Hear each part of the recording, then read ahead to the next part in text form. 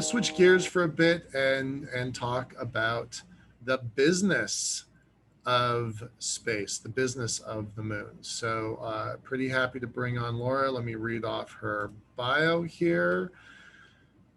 Uh, Laura Forczyk is the owner of space consulting firm Astrolytical, specializing in space science, industry, and policy, and offering space career coaching services. She is a NASA subject matter expert for planetary science missions. She serves on the advisory boards for the Lifeboat Foundation and the Society of Women in Space Exploration. She serves as a mentor for the Brooke Owen Fellowship. Awesome, by the way. We'll talk about that in a minute. She is the author of Rise of the Space Age Millennials. Prior to forming her own company, she ran the Florida office of international startup, working to establish parabolic and suborbital flight at Kennedy Space Center and globally. She has also worked as a scientific analyst for a nonprofit facilitating over 50 experiments on the International Space Station for the benefit of life on Earth. She is pretty awesome. We're really glad to have you here. Thank you very much. Take it away. Thank you so much. The moon has always been my thing, by the way. I do a lot of other things in space, but ever since I was in third grade, I decided I wanted to go to the moon, and that has not changed. The moon is still my passion. If anyone wants to send me, I'm right here. I volunteer. Getting down to the business side of things, one of the questions I am most frequently asked is why is now different than before? And maybe some of you are historians and can answer this better than I'm certainly on the younger side, probably, of the people in the audience. So you've lived through a lot of cancellations, right? We've lived through the cancellation of both President Bush's programs, the journey to Mars. There's been lots of changes in direction with NASA in particular. Why is now different? And one of the things that keeps being said over and over is now is different because of the approach, the public-private partnership approach and the international collaboration approach. And I find that interesting because we haven't proven it, right? If it works out, if we do get to the moon and we do stay there for a significant length of time, longer than Apollo, because Apollo did go there for several years, right? Then that will be so fascinating to look back at history and say public-private partnerships work. There is an economic business profitable reason for companies to want to do this. It's different. Okay, so back up a little bit. Why is it different this time? We all know, I mean, actually most of us know, there was a congressman in a recent hearing that asked Bill Nelson, why is it corporate involved now when corporations were involved in Apollo? So most of us know, but that congressman did not know that corporations were very involved in the Apollo program, right? But it was a different approach because NASA owned the hardware, NASA owned the direction, NASA owned the designs. It was NASA led. And now it is quite different in the approach in some aspects where NASA has this pool of companies that they've chosen for the commercial lunar payload services CLPS. And they are telling these companies, this is what we need. You figure out how to do it. Same with the human landing system, hopefully. I don't think that's going to change at this point, although some members of Congress wish it would. But hopefully it'll be the same thing. This is what we need. You figure out how to do it, and we'll pick you if we think your approach is the best and the price is right and that kind of thing. So that kind of change in mindset of fixed price contracting might make the difference. Maybe. What's in it for these companies, though? So what is unproven that is talked about constantly in the circles that I'm talking to right now, so you might feel called out, I apologize, but what's talked about constantly but not yet proven is mining. So I come from the background where my graduate degree in planetary science, which you have it wrong on the slide, by the way, I didn't actually finish my PhD, I'm all but dissertation, but my PhD research was to study lunar regolith. And so looking at the properties of lunar regolith and mostly how it moves and the difficulty of tracking it. And you might have seen some of the presentations about how it can, if there's an impact on landing, for example, the retro rockets can really get this stuff absolutely everywhere, like orbiting the moon kind of everywhere, even impacting Gateway in some way or another. There's some interesting work by Phil Metzger at UCF and Mass and Space Systems, really fascinating stuff. So I worked sort of on that, but on low velocity impacts, so really small impacts. But even in small impacts, lunar regolith is a real pain to work with. It's sharp, it is electrostatic, it is just a real problem. So are we going to be able to process, first off, pick it up, right? And NASA has a call out right now where they have asked companies globally, if you mine this stuff and just put it in a pile or put it in a collection bin, we will buy it from you. And that's a separate issue where it's actually trying to establish legal precedence. But that initial step of just picking this stuff up, that's the first step, right? There's a competition that's held, I think it's annual. I don't know if it happened with the pandemic, but it's at Kennedy Space Center, where groups of university students try to figure out how to mine regolith simulant. And it's just fascinating. I was there when it was first started. It was called Lunabotics at the time. They changed the name. I don't remember off the top of my head what they changed it to. I haven't been involved since I moved, but it's just a really difficult problem. And that doesn't get into the problem of then once you have it picked up, how do you deal with it? Can you really break it apart as easily as we think? Can you really, process it as easily as we think? So all of these steps need to be proven before we can be sure that there is going to be a profitable return, either to use the resources on the moon for the purpose of whatever we're doing on the moon. So ISRU, in situ resource utilization, or taking it to orbit and using it for fuel depots, which is another problem because then you have microgravity, and everything in microgravity is just a lot harder than we used to. So we can do experiments on ISS, and we have done experiments on ISS on flow and fluid dynamics and that kind of thing, but it just has not been proven yet. Or maybe we take it back to Earth for some reason or another, or maybe we take it elsewhere. And it's just, all of this is very complex. And so when we're thinking about the profitability of mining, it very well could be that that is the first thing that companies latch onto to make a profit. But it's still a long ways away. It's still not the next 5 years kind of thing. Another thing that is talked about is tourism. And with good reason, I myself want to be a lunar tourist, or send me as a scientist. I don't care. I want to get to the moon, right? I'm sure a lot of you do as well. So tourism is an area where it's just beginning to start in suborbit this month, really, sort of, although Virgin Galactic is not flying tourists this month, but Blue Origin certainly is trying to, with whoever won that auction at $28 million. And then Wally Funk, I don't know if you can consider her a tourist necessarily, but they're trying, right? They're trying to do commercial suborbital spaceflight. Back in the 2000s, we started with orbital spaceflight, but that was with a Russian rocket, right? Russian technology, pretty much Russian everything, Russian training. The only commercial that was involved was Space Adventures, which is a commercial company that sort of was the facilitator and helping to get the customers and train the customers and prepare them. And so we're just now at the very start of suborbital space tourism and commercial space flight.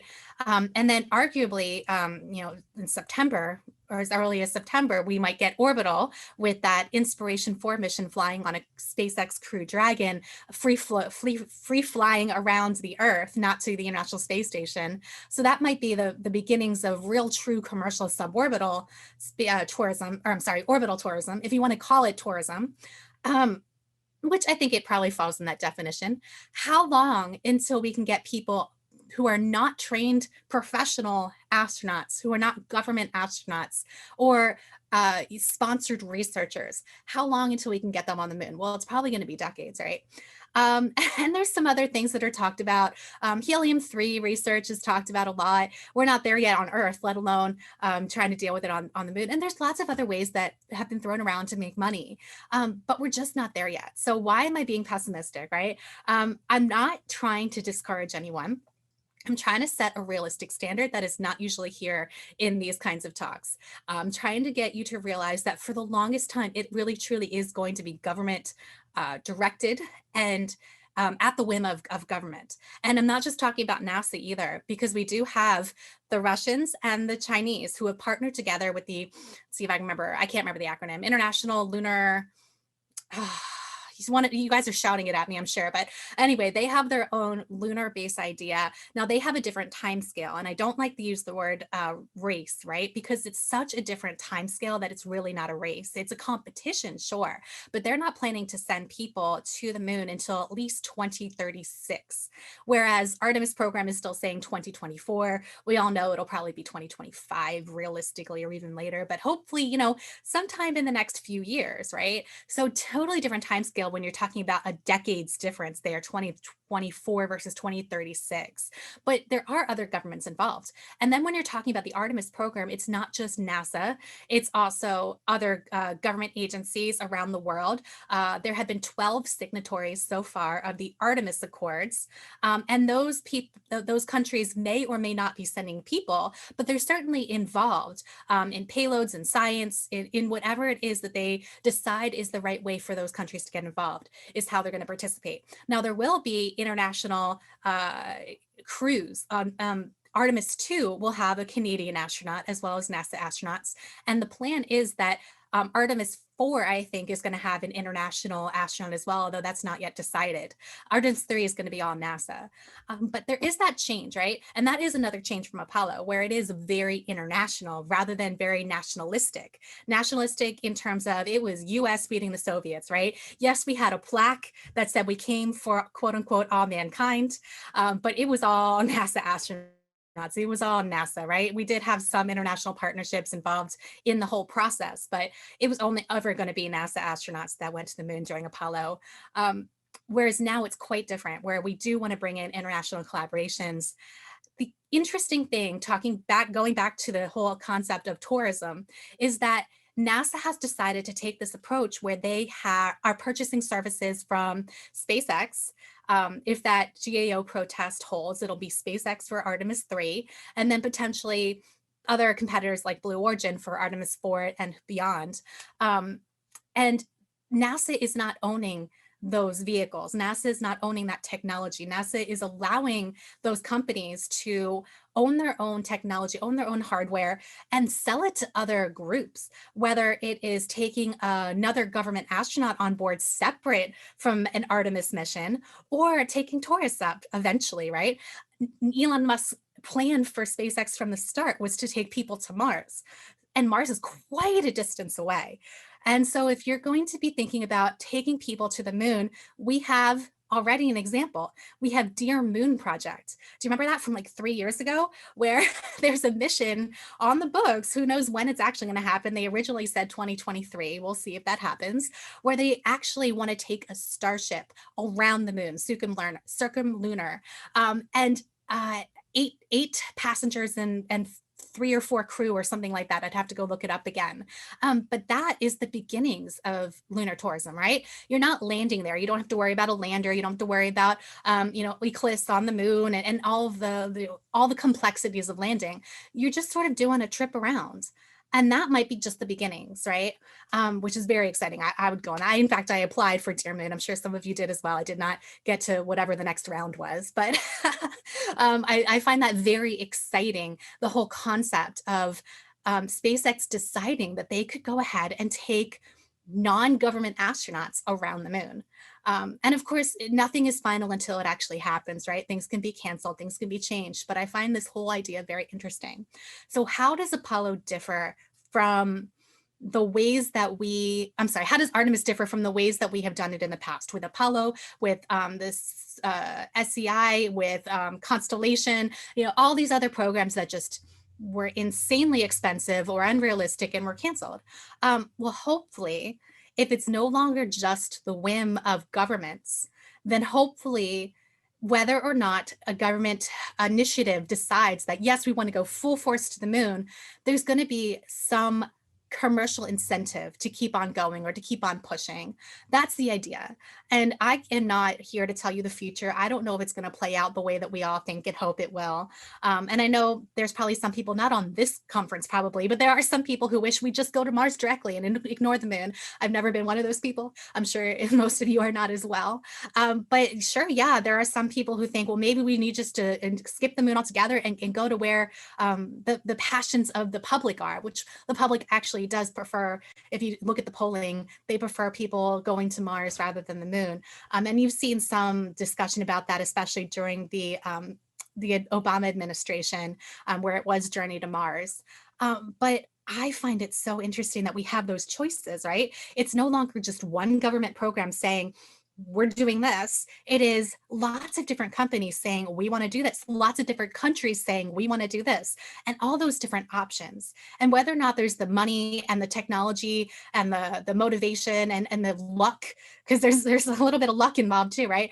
Whether all that works together to have the options of saying, we want to be in low Earth orbit with commercial space stations. We want to be in the moon with Gateway around the moon. We want to be on the moon with these lunar bases that we want to establish. We want to, there's a concept of the moon village with the European Space Agency.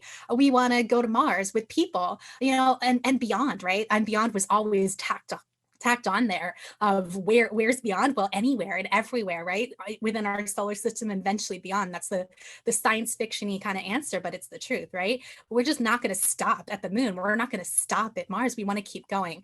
And having those options, I think, is invaluable, because it gives us the opportunities to explore things in ways that we haven't been able to in the past. Because in the past, it's all been the government money.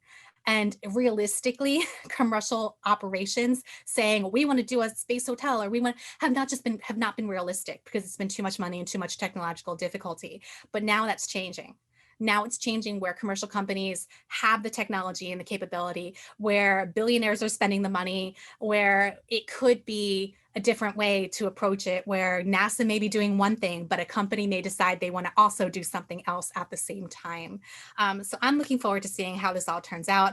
I don't know if this is the kind of talk you were expecting, but this is what has gotten me most interested in Apollo. I'm sorry, in Artemis. And one of the things that I wanted to, I was talking about the difference between Apollo and Artemis the other day with a colleague of mine who was very involved in Apollo astronauts. And one thing that she talks about is how outside of the space community, it is not really known that Artemis even exists, let alone that this is the program that's going to be sending the first woman to the moon. Just by scanning the screen right here, I don't see any other female names. Maybe if I keep scrolling down, I'll see other female names, the other women on this call. But believe me, it's important to us women to see other women, because for so long, women were excluded from even having the opportunity. And this is something that's come up recently with Wally Funk being chosen for Blue Origin. I'm so thrilled for her, because those very qualified women that were training under that pseudo NASA program, it wasn't truly NASA, it was kind of imitating the NASA Mercury program training. They were incredibly qualified and yet not allowed to become astronauts. And so the society is changing, and we need to not just say it's changing, we need to actually show the world that it's changing. How many female cosmonauts are there? Almost none. How many female taikonauts are on the Chinese space station right now? None. It's a crew of 3 men. It's very important that we not just say that it's important to have diversity, but we also demonstrate it. And also, the person of color has been added recently to that little saying of, we're sending the first woman, the first person of color. I don't necessarily like the phrasing of that, by the way. I feel like it's tokenism, but at least they're saying that that is a priority for them, that we are going to show the world that more of the representation of humanity can be going out and exploring the solar system, the universe. And I find that very, very important. Another thing that's very important, and Michael touched upon my book when I was introduced, when I was interviewing millennials. And millennials right now are in their 20s and 30s, all the way up to about 40. Millennials were not alive during the Apollo program. We did not see any landings on the moon. All we saw was shuttle, right? There's nothing, shuttle was fantastic, right? But it's not the same thing as landing on another body. So for millennials to see this is something that will probably change how millennials see the space program and how millennials can see themselves in the whole structure of the universe. And another thing that Michael touched upon is the Brooke Owens Fellowship. There's the Brooke Owens Fellowship Summit is going on right now. It's a fantastic group of women and gender minorities that they choose each year to do these internships in aerospace companies, and then come together during the summit in person before the pandemic, and hopefully soon after, and also virtually right now. And it's just, again, it's that representation. It's knowing that they had the opportunities, that it's not, it is for people like them that they can go and get involved in aerospace companies and have an aerospace career. And they themselves can either work on programs to go to the moon or personally apply someday to go to the moon. These are all undergraduate students, so they're still a bit young. They're still trying to figure out their way. But I think it's super important to have that ability to show people that, yes, this is really truly happening, and it can be for people like you. And whether that's people like you, women, whether that's people like you who are not white, whether it's people like you who are not American and are in some other partnership, international partnership, an Artemis Accord signee, I don't know, but I think that's a really important thing to focus on. So I'm going to stop here. And okay, Michael says that more of our speakers are women. That's good. I mean, yeah, I did know that some of them. I didn't see them on the list. So great. I'm going to stop here and just open it up for questions. I don't know if you wanted me to focus more on the business side of things, but I can always answer questions. We're good. We're good. And by the way, I'm really glad that you highlighted the Brooke Owen Fellowship. I really think that that's a super important organization, and the partner organization with Patty Grace Smith Fellowship. Like those are the industry has needed that for a really long time. So it's really good to see that. And what's your role there? That event is happening today, this weekend, right? Yeah, it started yesterday. I'm an executive mentor and a coach for the challenge. So I really help out the students in any way that they can to have a great summer and have a great internship. And really, there's two different challenges, and I'm helping out with the satellites in orbit kind of challenge, where my group is trying to figure out how to clean up space debris and that kind of thing. Cool. I'll post a link here, or you can post a link here in a second to both of those organizations. It's really neat. I'm just gonna read. Michael Mealing's always pretty opinionated, and I'm just gonna read his comment here. I definitely agree with Laura on this. He's talking about activity on the moon. I definitely agree with Laura on this. Unless and until there are large numbers of people who are willing to spend their own money to go and stay, it will be government agencies and thus very difficult to attract private capital. So you're the first person, and he's going to talk tomorrow about it's really hard to attract capital for lunar focused projects. Tons of stuff is getting capitalized if it's going to low Earth orbit, if it's a data play on Earth observation or something like that. Tons of capital is going to LEO. Almost no capital is going to the moon because it's governmentally focused. Do you have any thoughts on how to break that logjam? I mean, if you have an answer, I don't have an answer, so not to put you on the spot because it's hard. I think it's just time, activity, maturity, right? That's how LEO got or is getting commercialized, right? It started out with government satellites or very few commercial satellites for decades, and then it diversified. And it diversified because we found more opportunities with different industries and more applications for these satellites. And I think it just is maturity of the industry and activity to show that it is happening. So it's almost a chicken and egg problem, unfortunately, where you have to have the money to do something to prove the activity to then get more money. But that's where the public-private partnerships can come in as well. Because if you get a government contract, that's proof that, yes, you're doing whatever the government is asking you to do, but that can also be dual use. And by dual use, I mean like government and commercial. I don't mean like military, although military is certainly involved, and military certainly has a lot of money to throw at Lunar as well. And so I wish I had a better answer, because it really truly is chicken and egg kind of problem. And I am absolutely horrible at getting money. So I defer to Michael Mealing on that kind of topic on how to attract investors. I just talk to investors and tell them what's real and what's not. But it's going to be maturity of the market. And right now it's brand new. I mean, it's really brand new. We haven't done anything like this commercially. Like I said, Apollo was all governments hiring corporations. This is such a new area. Yeah, it's really quite amazing how this has evolved. For those who are sticking around later today, Laura has highlighted some of the stuff we're going to talk about later.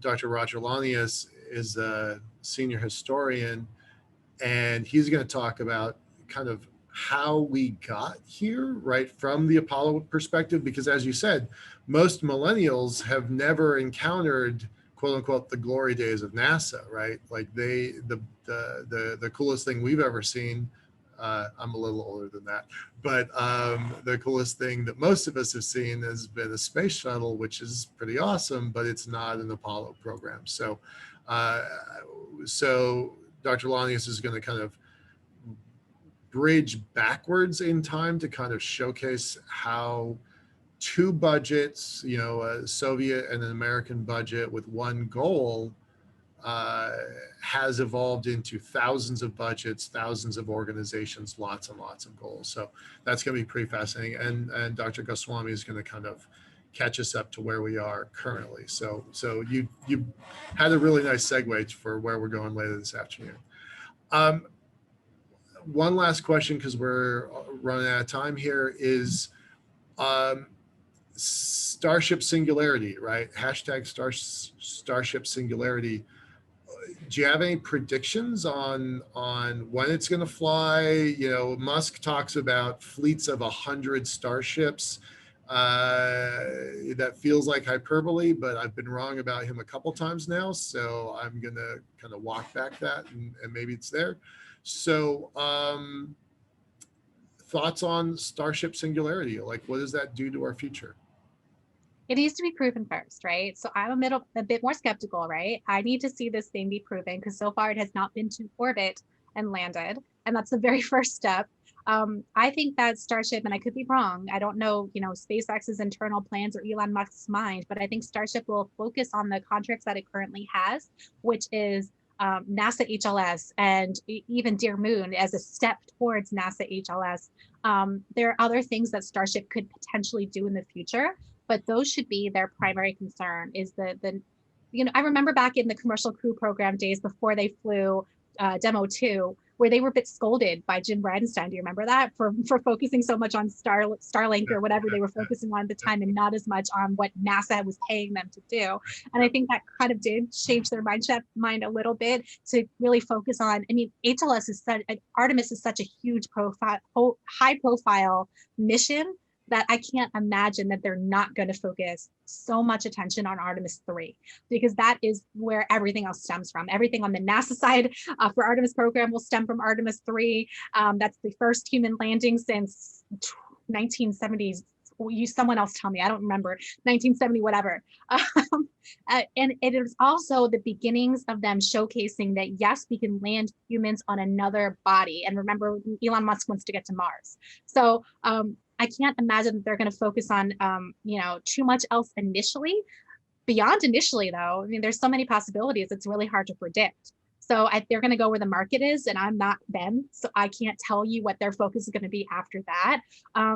But I want to see it proven first before I can say, yeah, it's going to revolutionize everything and change everything, which it could. I want to see it operational first. Okay. Right on, right on. Thank you so much. Really appreciate that. Enjoy your time with the Brooke Owens Fellow Women this weekend. That's a terrific program. Thank you for taking time out of that to be a part of this today. Thank you. Appreciate it. Thank you. Okay. Bye-bye.